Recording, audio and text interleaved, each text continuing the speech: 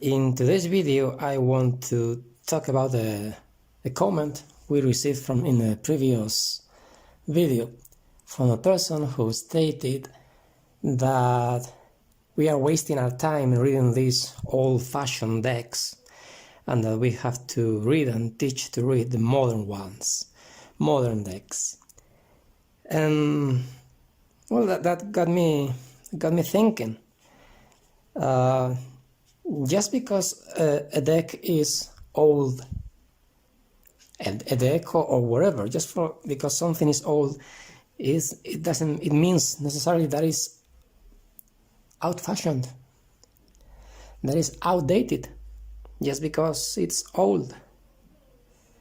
I don't have an answer to that, but certainly to me these cards we're seeing here, to me they are purely alive, more alive than certain decks, certain modern decks, not all of them, of course.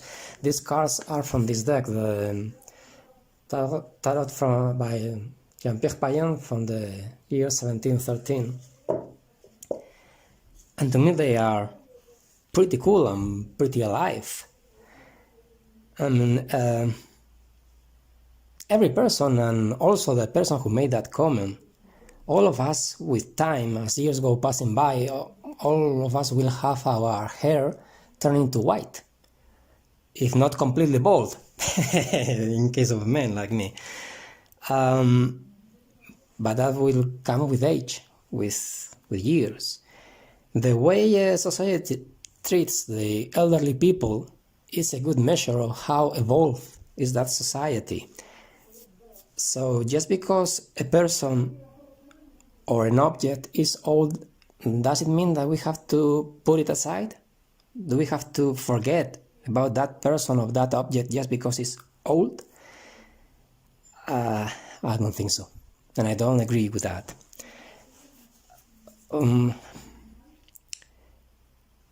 I've made a fast check in Google and in the Guinness World of Records, and it's funny to see that the most sold book, the top seller, the number one in history, is Don Quixote, a Spanish book from the, well, I think it's 16th century, 16th century.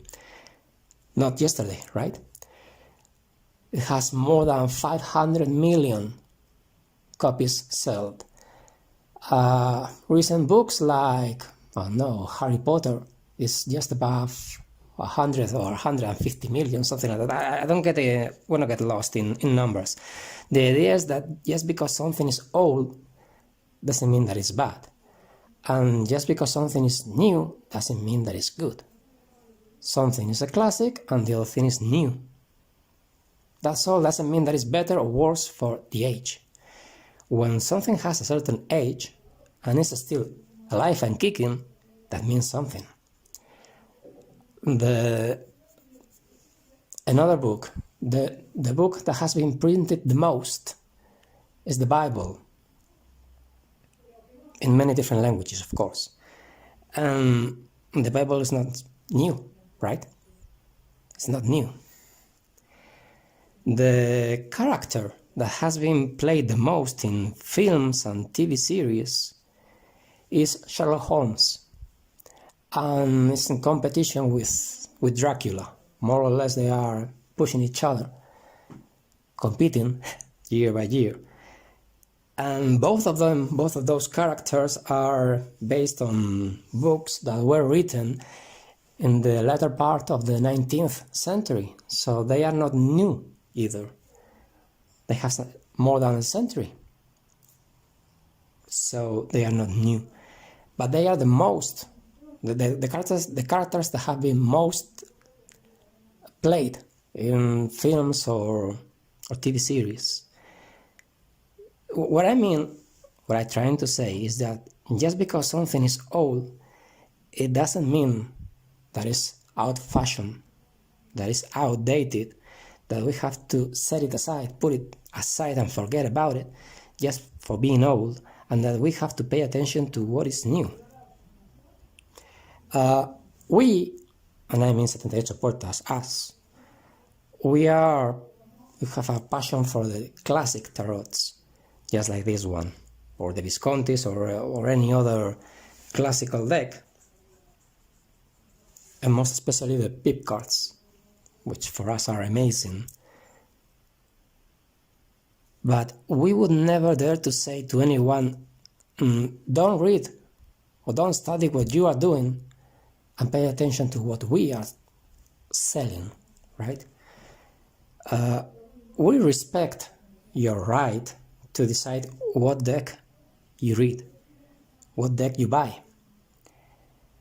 But at the same time, we also want to be respected for what we do and what we like and what we love. And not only us, but many other people.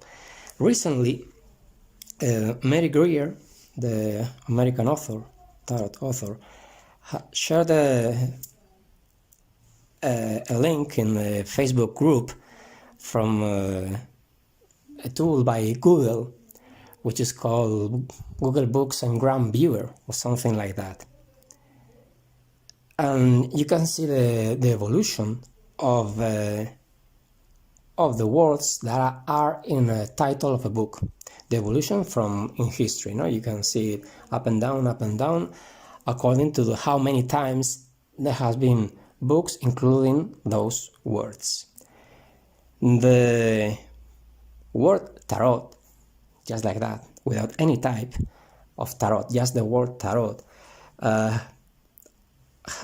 had an uptrend, then downwards, and then been more or less like this. There was at the beginning of the 20th century, there was also an upside trend. It fell down due to the world wars, and then began to go up again. More or less, in the last 10-20 years, the trend has been more or less like this, with this line, this diagonal line, growing up. The tarot is alive, and that's great news for all of us. But checking the evolution of the term Tarot de Marseille, or Tarot de Marseille, or de Marsiglia, you can check different languages. The evolution is not like this, it's like this. There's much more interest and spread of the word in books, in the title of the books, much more in Tarot de Marseille than in just normal tarot. Maybe it's because this is a specific, not in a specific term, and here we are having all types of tarot, but if this is all, should be more than just one type of tarot. You see what I mean? If Tarot de Marseille has this upward trend with this high degree, more and more and more, increasingly more books written on this subject, and tarot, just simply tarot, is just like this. There is a change, right? Tarot de Marseille has more interest for people. There are more books on Tarot de Marseille than just tarot. Just the word tarot has a lesser, and not as a stepped angle, like Tarot de Marseille. The angle here is more. The increase here with Tarot de Marseille is more. There are more books being printed about the Tarot de Marseille than just tarot in general. So this means that the Tarot de Marseille is still alive, is still kicking, is still up to date, and is still a great tool. I'm not telling you or anybody what tool do you have to use in your job. This is the tool we use, one of them, not the single one, it's just one of them. There are many other tarot decks we use, and we also read with the playing cards, or the Spanish playing cards, the Spanish baraja, and there are oracles too, and there are many tools. We don't force anyone to use one specific tool. We all have our freedom, and we can choose what to do and what tool to use. The important thing is not the tool, but your connection with your tool, the way you use your tool. your deck, your cards. There are people who can read the, I don't know, Tarot of the Mermaids, and they can be amazingly accurate. Yes, why not? It's not our style, it's not our deck, but there are people who can be great with that. But it doesn't mean that everybody has to read that type of deck. There's a wide variety, there's a wide range of different types of decks, so just choose and read and mind the deck you like.